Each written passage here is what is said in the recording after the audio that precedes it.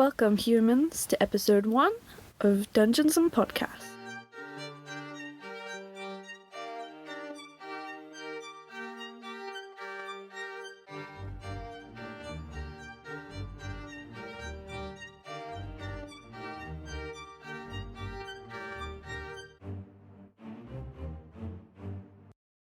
Today we'll be diving into the history of Dungeons & Dragons, as well as learning the rules and understanding the gameplay with D&D enthusiast Jane Jackson.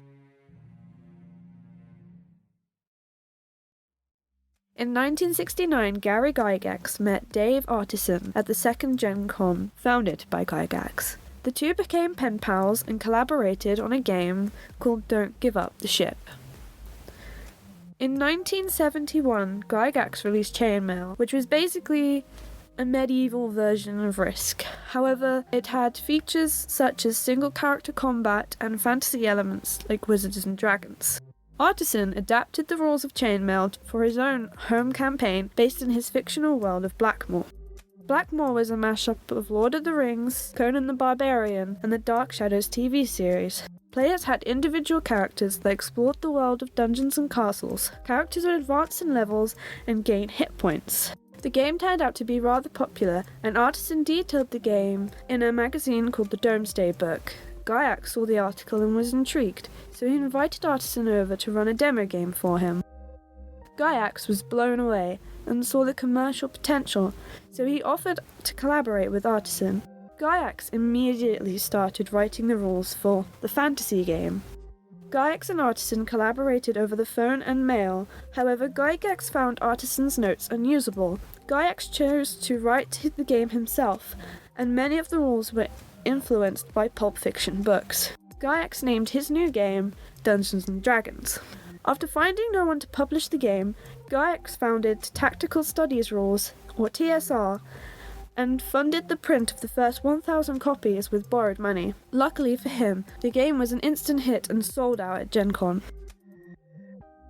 In 1977, a new edition of the game written by college professor John Eric Holmes was designed for non-war game players and was the mass-marketed version. It was sold in toy stores and became popular by word of mouth. The game travelled from convention to convention. While the basic version gained popularity, Gygax worked on the advanced version, with handbooks that detailed every aspect of the game, including clothing and cures to diseases. In 1978, the advanced version was a huge hit. However, the game sparked controversy after a student went missing in a live-action D&D session. He was later found and it was confirmed that he ran away for other reasons. Unfortunately, parents were still concerned about Dungeons & Dragons. After the same boy killed himself, people began to speculate that the game was devil worship and was having a huge negative effect on the minds of the youth. A film called Mazes and Monsters was made based off the story of the same boy. It follows a young man who becomes obsessed with D&D and slowly loses grip with reality. You look terrific. Yeah, you really do. Freelik! Aren't you dead? Didn't you die when you leaped into the pit? Hey, come on, Robbie, stop fooling around. It is you, Freelik. You have been restored to the living. Whoever did that is a great holy man. A greater holy man even than I. Other cases of teen suicides began to emerge, and the media continued to blame Dungeons & Dragons for this, despite there being no study showing a correlation. Despite this controversy, the game continued to grow in popularity and is still a very popular franchise to this day.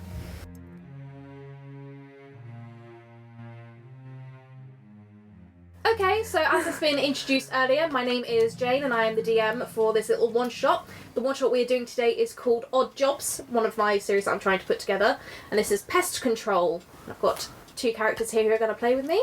Esther, who did the introductions earlier. And me, the not salty at all younger sister of said Jane Jackson, who didn't get credited in the beginning, even though I'm the reason this is happening. But it's fine, I'm Lucy. Hi, I'm irrelevant. So first, everyone asks this question.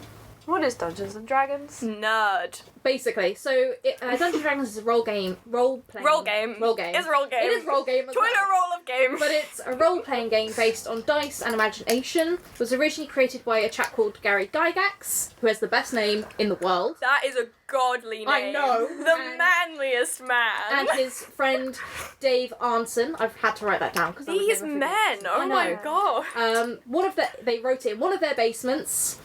It didn't get published until 1974 as like a structured thing, but now it's being produced like internationally by a company called Wizards of the Coast over in America. Just picture that. These two really nerdy guys with no friends meet up in a basement to design a game based around roleplay. No! So Gary Gygax's wife originally thought he was having an affair. And so she tailed him to the house where he was hosting a D&D session, ripped open the basement door, and then was just confronted by her husband and all his mates just like, no. Oh, that is glorious. You think your husband's having an affair, you throw open a basement door and just a bunch of nerds in capes and elf ears rolling in goblins. dice.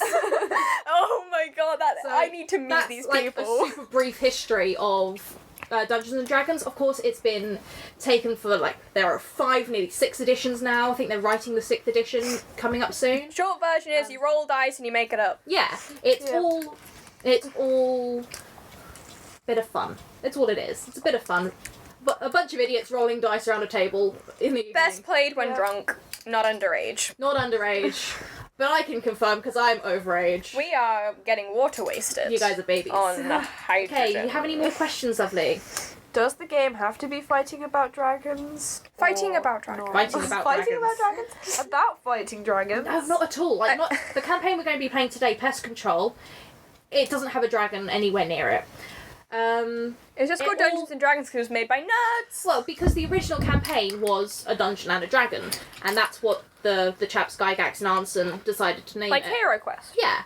So the overarching plot of every campaign always depends on your DM, your dungeon master, or Like your there DM, are your there are game master. pre-written ones that you can take that are very based in like fairy tale Yeah, well, and the you're ones- going off with goblins and elves, but you can write your own like my sister did where we just went to find a steampunk Spider-Man Yeah. and made friends with a goose.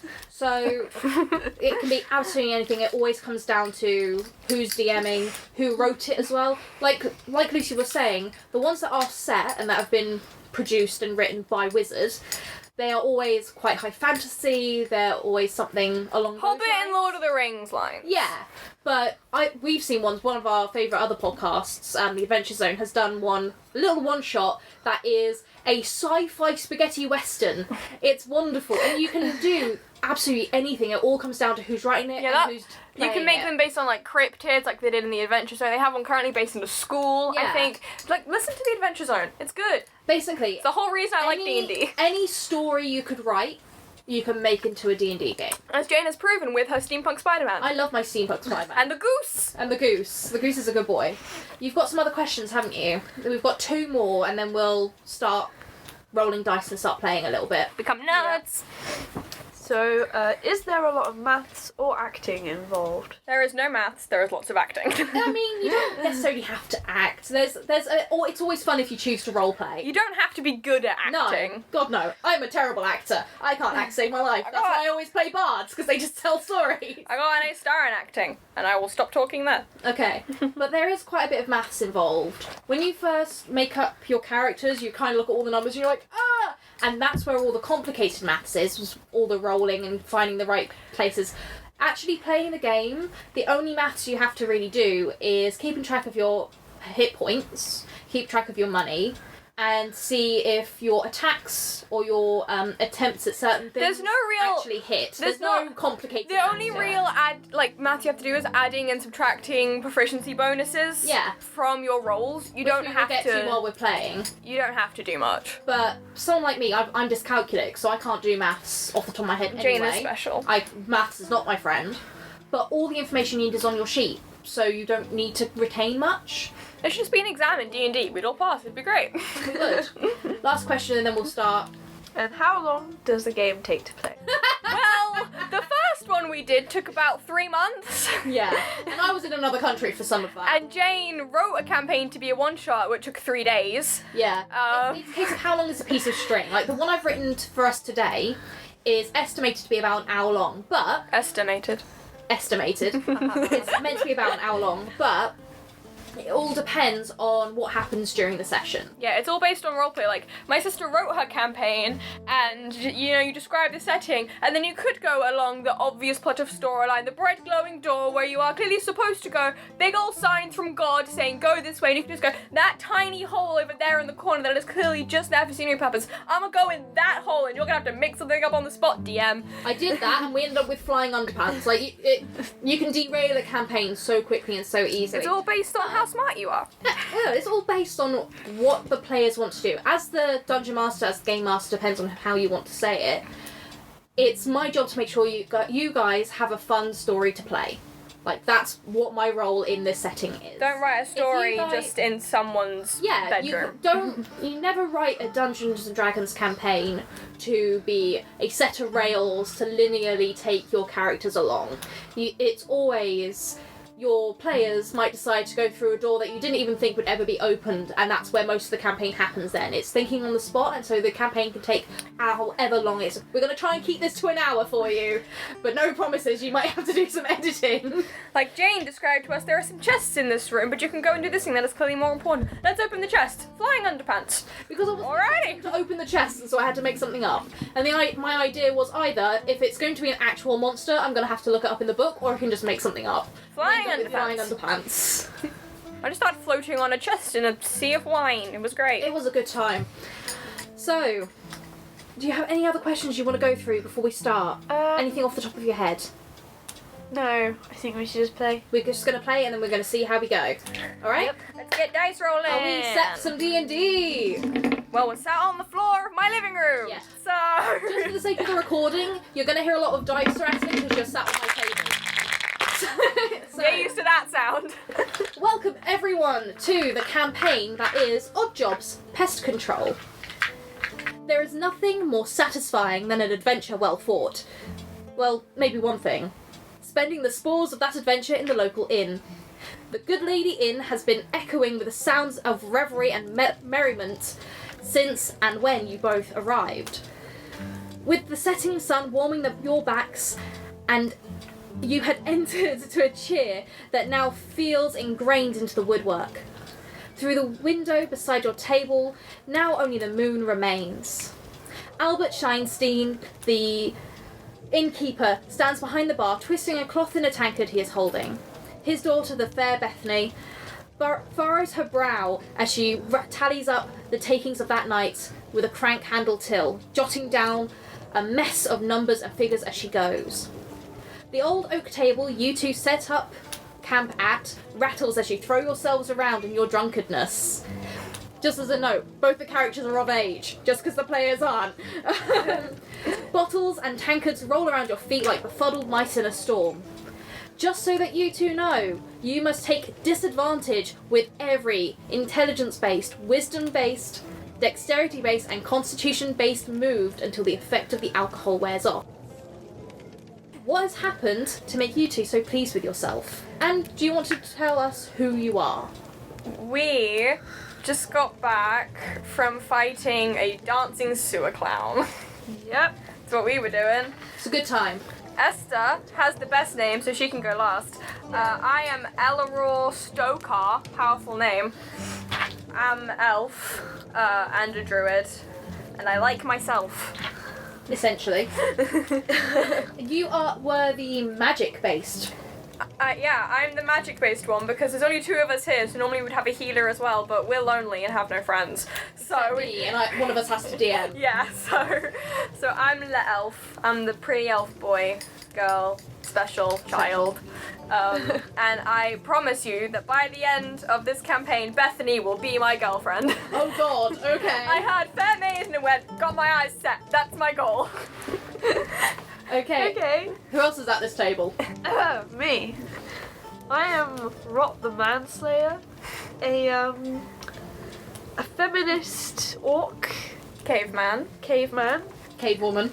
cave woman. And you are the The fighty, punchy. fighty, Yeah. fighty, punchy is the best description of a half Makes orc we can get. makes the enemies go ouchie. Yep. That's what Esther is. So you two have been sat at this table for a long, long time after your last adventure, you've been planning to spend all the gold you have won from this, which you have in your pockets, in your inventories. How much gold do you have in between you? I have 5 gold pieces.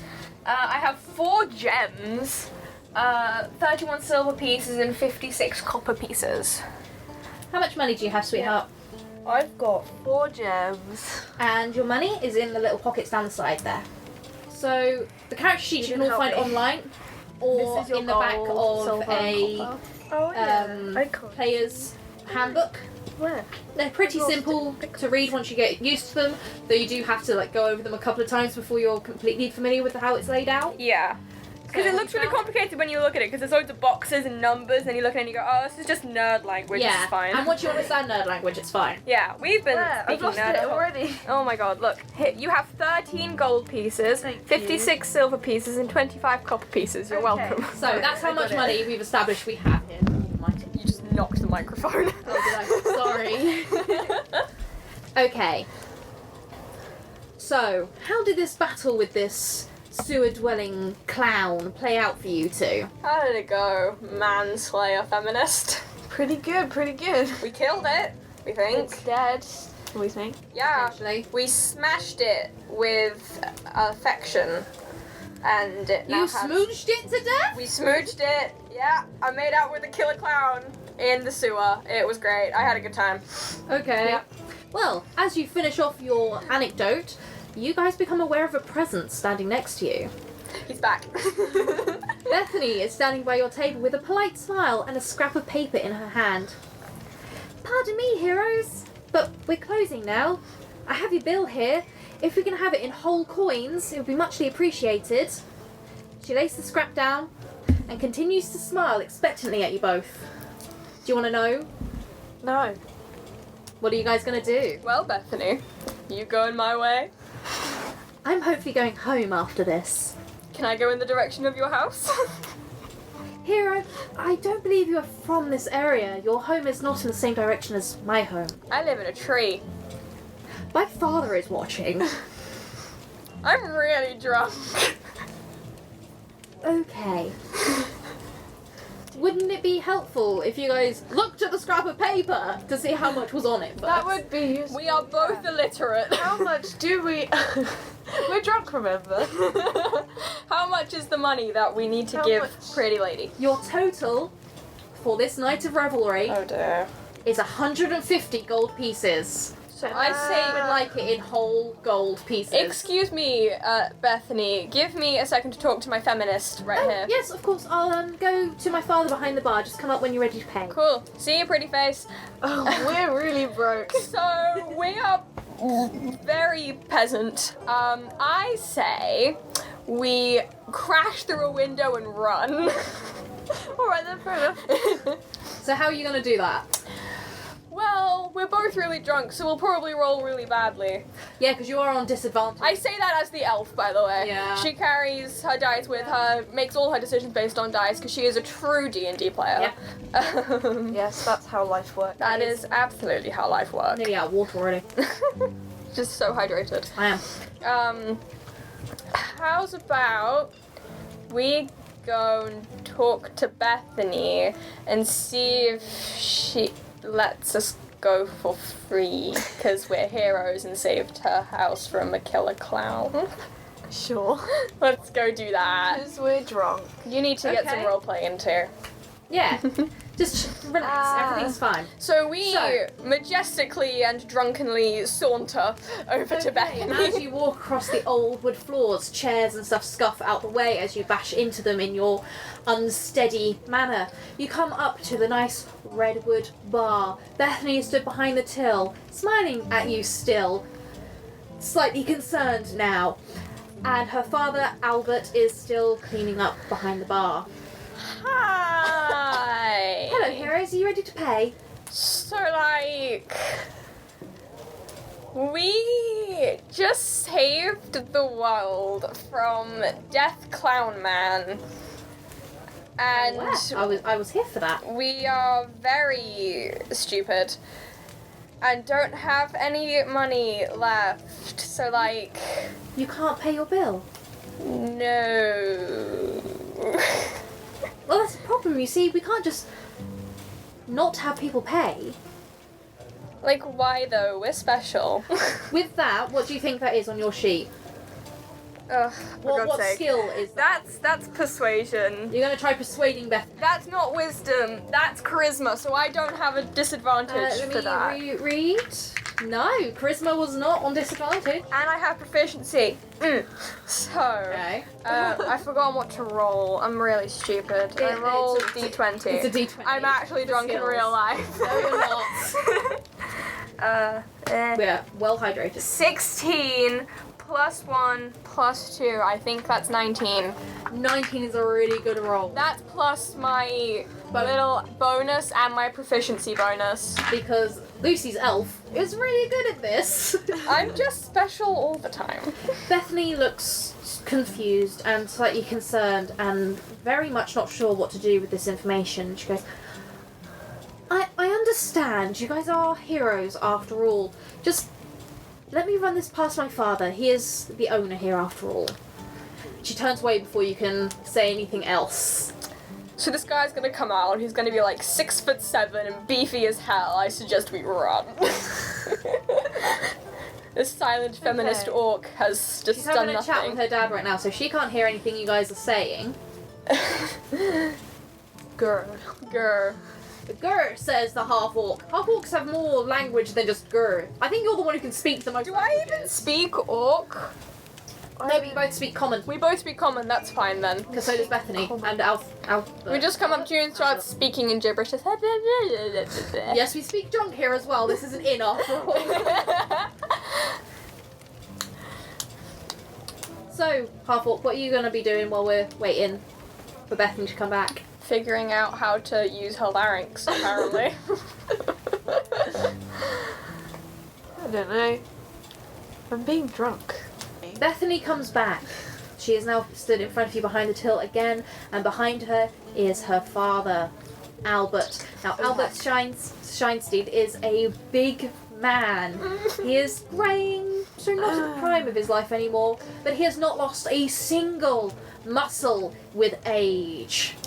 Just got more muscle. Is clearly either an ex-fighter or an ex-barbarian, because this man could throw you out of a window if he wanted to. He looks down at you under half-moon glasses, because he is secretly Santa. Santa runs a pub!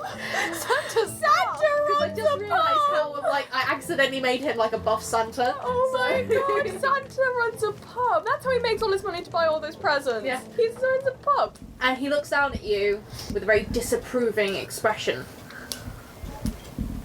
I say we throw our purses and run. What makes you think I carry my money in a purse? I am an elf, I have long hair, I store it in my locks. He's still staring at you, waiting for you two to say something. Hi, Mr. Muscle. What are you doing off your laundry detergent bottle? He keeps looking at you, clearly not understanding the reference because Mr. Muscle doesn't exist in this universe. It does now, I've decided. Instead of Dettol, because Dettol just isn't as good as people say it is. They use Ajax. That's the They don't- they gone back in time and use Ajax. That's the tea, sis. Dettol isn't very good. How about you, angry feminist orc? Do you want to speak to angry man? You hate men. I am a manslayer. I could just slay him. Do you really want to get in a fight with Santa? But that also would not fare He just starts well throwing presents of chainsaws at you. Wouldn't fare well with your goal of trying to win over his daughter. It wouldn't. I need to make out with this Hate us lady. If I killed him. How's about you? Remember, you do have words. You do have other things other than You using can stuff. use your mouth. You have a whole list of skills there. Just because she's a mouth. feminist doesn't mean she's not able What to do talk. they all mean? Well, what are you looking at? I have no intelligence. You don't. You're really So, stupid. if you look at That's true. there is a list on your sheet that starts with, I think, acrobatics. Yes. Yeah, That those are is all a of your list of your skills. skills. We have the same skills. Got So no just skill. And then you have choose different one. numbers on the skills, based on how good you are at your So, character is so at. choose a skill you think you want to use in conversation with the student. We'll figure out what you're going to say from there. I did it the other way around because that's how experienced Jesus players play it. But I wouldn't say I'm a Jesus player. I am Jesus. I don't know. Are you so the ones I as God here would suggest you doing? It's either persuasion, intimidation, or deception. We can't intimidate Santa, mate. This is Santa. Intimidation is like my highest one. You're gonna try and intimidate Santa? Angry feminist intimidate What are you gonna Santa. say to try and intimidate buff Santa? I don't know. I've never thought about intimidating people. Okay. Yo, mate. You look like Santa. That's terrible. Wagwan fam. Right, because you're rolling with disadvantage for this, look at your intimidation on your skill list. What is the number modifier that's next to it? +2. So, roll a d20. Is there a black dot Which next to one it is or a the white big dot? It's got a black dot. Okay, it's so your then you efficiency. add your Oh no, proficiency that's bonus, already which is added. +2. It's already mathed in. So there's no extra maths needed. Oh, no, that's not how we normally do our sheets, but okay, Jane's making extra specials for you, 'cause Wow, you have I'm no so brain. special. I cut the maths down to make it a little bit easier. Dice, the stupid one. You roll the big dice, drop it on the floor. The stupid dice. Okay, you got a 15. Roll it again because you're rolling with disadvantage, so you need to take the lowest number roll. Don't roll anything below 15, Jesus Christ. She got 6. 6 now plus your modifier. Yo. How many is that? I can't count for some reason. Look at the number There next we to the go. thing that you just rolled. 2 plus 6. It's 8. 8! You absolute child! And I can tell you that Albert looks at you and says, "Was that an attempt at an insult?"